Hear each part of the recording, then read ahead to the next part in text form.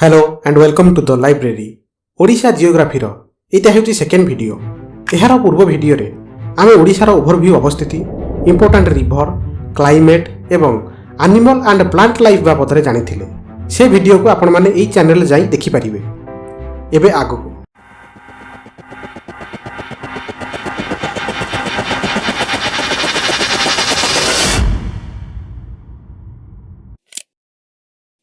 आम ओडिशार official language हेउछि ओडिया।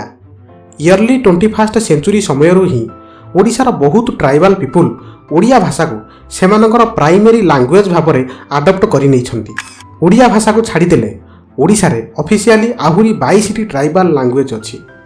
हिस्टोरिकली देखा गले सेतेबेले जो माने भूया संप्रदायर थिले सेमाने ओडिया भाषा को प्रिफर करुथिले जोटा इंडो आर्यन लैंग्वेज। सेमिति वर्तमान जोटा मुंडा लैंग्वेज सेटा ऑस्ट्रो एशियाटिक लैंग्वेज अटे। हिस्टोरिकली ये मुंडा लैंग्वेज को सांताल शबर एवं जुआंग भली मूल निवासी लोक माने प्रिफर करुथिले एवं खोंड गोंड आउ ओरांग बा कुरुख भली मूल निवासी लोक माने द्राविडियन लैंग्वेज को प्रिफर करुथिले। 1947 मसीहा ठारू 15 वर्ष पर्यंत संविधान धारा 343 अनुसार the official language of the union हेउछि हिंदी आउ ऑफिशियल यूज ऑफ इंग्लिश। किंतु 1963 मसीह एटा अमेंडमेंट करा जायतिला।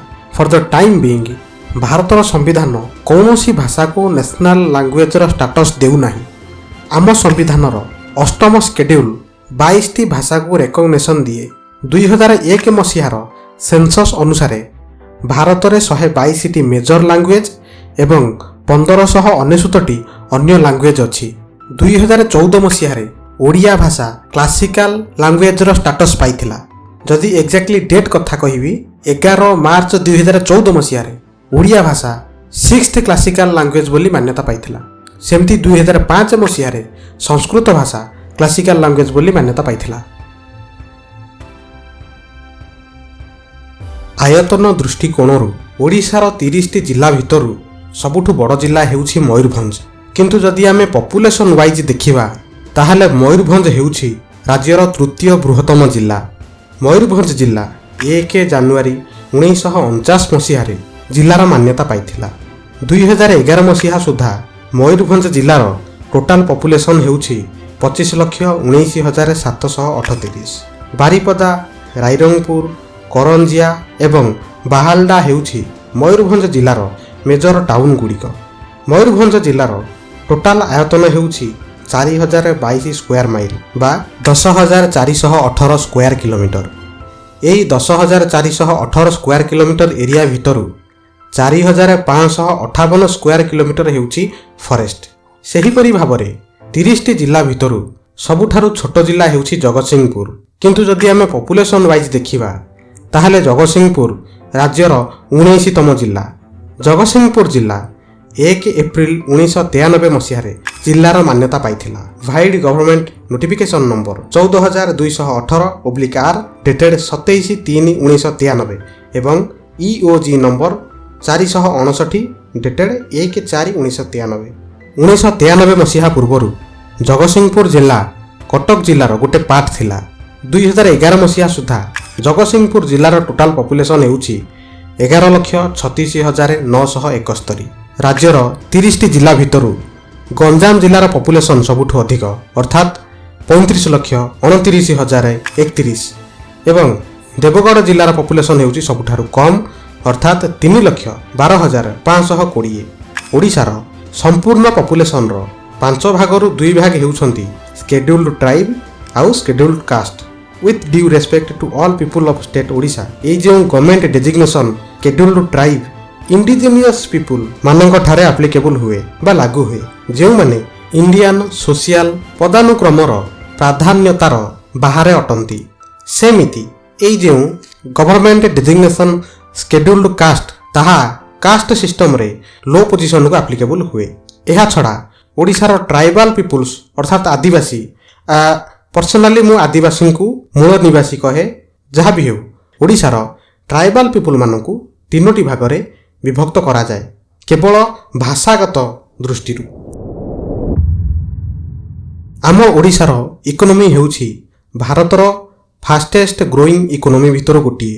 2023-24 ଇକୋନୋମିକ୍ ସର୍ଭେ ଅନୁସାରେ ଓଡ଼ିଶାର GSDP ଅର୍ଥାତ୍ ଗ୍ରସ୍ ଷ୍ଟେଟ୍ ଡୋମେଷ୍ଟିକ୍ ପ୍ରଡକ୍ଟର ଏକ୍ସପେକ୍ଟେଡ୍ ଗ୍ରୋଥ୍ ହେଉଛି 10.57%।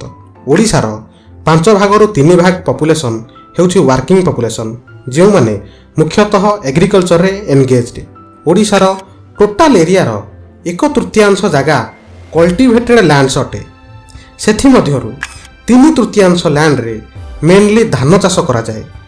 ଧାନ ଚାଷ ଛଡ଼ା ଓଡ଼ିଶାରେ ଲେଗ୍ୟୁମ୍ସ ବା ଛୁଇଁ ଜାତୀୟ ଚାଷ, ଅଏଲ୍ ସିଡ୍ସ, ଭେଜିଟେବୁଲ୍ସ, ସେରାଲ୍ସ ବା ଶସ୍ୟ ଜାତୀୟ ଯଥା ଗହମ, ମକା, ସୋରଗୁମ, ବାଜରା, ମାଣ୍ଡିଆ ଇତ୍ୟାଦି, ଝୋଟ, ଆଖୁ, ନଡ଼ିଆ ଏବଂ ସ୍ପାଇସିସ୍ ଯେମିତିକି ଲଙ୍କା ଇତ୍ୟାଦି ମଧ୍ୟ ଓଡ଼ିଶାରେ ଚାଷ କରାଯାଏ।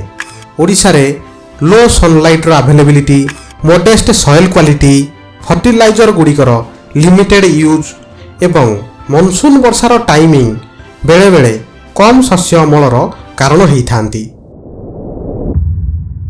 ଓଡ଼ିଶା ହେଉଛି ସମ୍ପୂର୍ଣ୍ଣ ଭାରତର 4.8%। ଏହା ସହିତ ଓଡ଼ିଶା ଭାରତର ସବୁଠାରୁ ବଡ଼ ଆଇରନ୍ ଏବଂ ଷ୍ଟିଲ୍ ପ୍ରଡ୍ୟୁସର। ଆମ ଓଡ଼ିଶାର କେନ୍ଦୁଝର ଜିଲ୍ଲାର ବଡ଼ବିଲକୁ ଆଇରନ୍ ସିଟି ବୋଲି ମଧ୍ୟ କୁହାଯାଏ। ସମ୍ପୂର୍ଣ୍ଣ ଭାରତକୁ 57% ଆଇରନ୍ କେବଳ ଓଡ଼ିଶା ହିଁ ଯୋଗାଏ।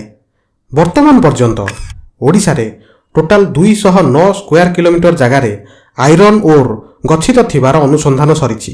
ସେଥିମଧ୍ୟରୁ 153 ସ୍କୋୟାର କିଲୋମିଟର ଏରିଆରେ ଏକ୍ସପ୍ଲୋରେସନ୍ ପାଇଁ ଅନୁମତି ଦିଆଯାଇଛି। ଓଡ଼ିଶାରେ ବର୍ତ୍ତମାନ 58ଟି ୱାର୍କିଂ ମାଇନ୍ ଅଛି ଆଇରନ୍ ଓର୍ ପାଇଁ। ଏହା ସହିତ ଓଡ଼ିଶାରେ ବର୍ତ୍ତମାନ 51ଟି ୱାର୍କିଂ ଷ୍ଟିଲ୍ ପ୍ଲାଣ୍ଟସ୍ ବି ଅଛି। ଆଉ ଏହି 51ଟି ଷ୍ଟିଲ୍ ପ୍ଲାଣ୍ଟ ବାର୍ଷିକ 33.12 ମେଟ୍ରିକ୍ ଟନ୍ ଷ୍ଟିଲ୍ ପ୍ରଡ୍ୟୁସ୍ କରିଥାନ୍ତି। RSP ଅର୍ଥାତ୍ ରାଉରକେଲା ଷ୍ଟିଲ୍ ପ୍ଲାଣ୍ଟ ହେଉଛି ଆମ ଓଡ଼ିଶାର ପ୍ରଥମ ଷ୍ଟିଲ୍ ପ୍ଲାଣ୍ଟ। ଆଉ ଏହା ଜର୍ମାନ କୋଲାବୋରେସନରେ ତିଆରି ହୋଇଛି। 3 ଫେବୃଆରୀ 1959 ମସିହାରେ ଭାରତର ପୂର୍ବତନ ରାଷ୍ଟ୍ରପତି ଡକ୍ଟର ରାଜେନ୍ଦ୍ର ପ୍ରସାଦ ରାଉରକେଲା ଷ୍ଟିଲ୍ ପ୍ଲାଣ୍ଟରେ ପ୍ରଥମ ବ୍ଲାଷ୍ଟ ଫର୍ନେସ୍କୁ ଲାଇଟ୍ ଅପ୍ କରିଥିଲେ। ରାଉରକେଲା ଷ୍ଟିଲ୍ ପ୍ଲାଣ୍ଟର ପ୍ରଥମ ବ୍ଲାଷ୍ଟ ଫର୍ନେସ୍ର ନାଁ ହେଉଛି ପାର୍ବତୀ। ଆଉ ରାଉରକେଲା ହେଉଛି ଆମ ଓଡ଼ିଶାର ଷ୍ଟିଲ୍ ସିଟି।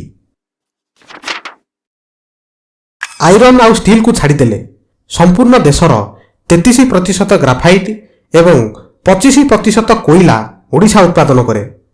ଓଡ଼ିଶାର ବଲାଙ୍ଗୀର, ସମ୍ବଲପୁର ଆଉ କୋରାପୁଟ ଜିଲ୍ଲାରୁ ଗ୍ରାଫାଇଟ୍ ବହୁଳ ପରିମାଣରେ ମିଳେ। ଏହାଛଡ଼ା ଓଡ଼ିଶାର ଅନୁଗୁଳ ଜିଲ୍ଲା କୋଇଲା ଉତ୍ପାଦନ ପାଇଁ ଜଣାଶୁଣା। ବର୍ତ୍ତମାନ ଓଡ଼ିଶାରେ 7ଟି ଓପନ୍ କାଷ୍ଟ ମାଇନ୍ ଏବଂ 3ଟି ଅଣ୍ଡରଗ୍ରାଉଣ୍ଡ ମାଇନ୍ ଅଛି କୋଇଲା ଉତ୍ପାଦନ ପାଇଁ। ଆଉ ପୁଣି ଓଡ଼ିଶାର କୋଷ୍ଟ ଲାଇନ୍ ସାଉଥ ଇଷ୍ଟ ଏସିଆ ସହ ଟ୍ରେଡ୍ କରିବାର ସମ୍ପୂର୍ଣ୍ଣ ବଢ଼ିଆ ସୁଇଟେବୁଲ୍ ରାସ୍ତା।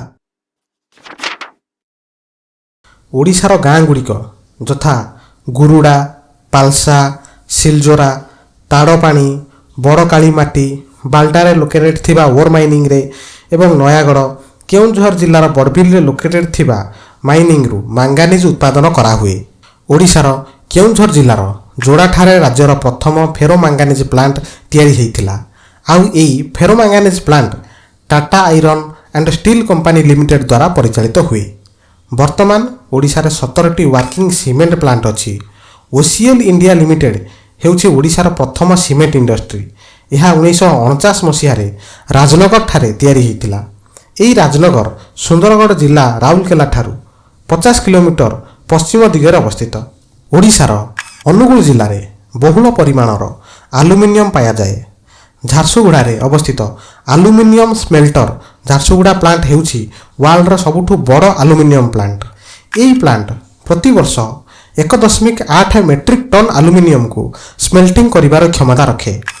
ଏଗୁଡ଼ିକୁ ଛାଡ଼ିଦେଲେ ଓଡ଼ିଶାରେ ଆହୁରି ବହୁତ ମେଜର ଇଣ୍ଡଷ୍ଟ୍ରି ଗୁଡ଼ିକ ଅଛି, ଯେଉଁଥିରୁ fertiliser, non ferrous smelting, chemicals manufacturing, ceramic product ଏବଂ ଏରୋନଟିକ୍ସ ଇକ୍ୟୁପମେଣ୍ଟ ସବୁ ତିଆରି ହୁଏ। ଓଡ଼ିଶାରେ glass work, paper mills, cotton textiles, sugar ଏବଂ ରାଇସ୍ ମିଲ୍ ଭଳି ସ୍ମଲ୍ ଇଣ୍ଡଷ୍ଟ୍ରି ଗୁଡ଼ିକ ମଧ୍ୟ ଅଛି। ଏସବୁକୁ ଛାଡ଼ିଦେଲେ ଆହୁରି ବହୁତ କିଛି ରହିଗଲା ଜାଣିବା ପାଇଁ ଆମ ଓଡ଼ିଶା ବାବଦରେ, ଯଥା ଓଡ଼ିଶାର services, transportation, government and society, health and welfare, education, arts, festival इत्यादि. We will continue in next video. Thank you for listening.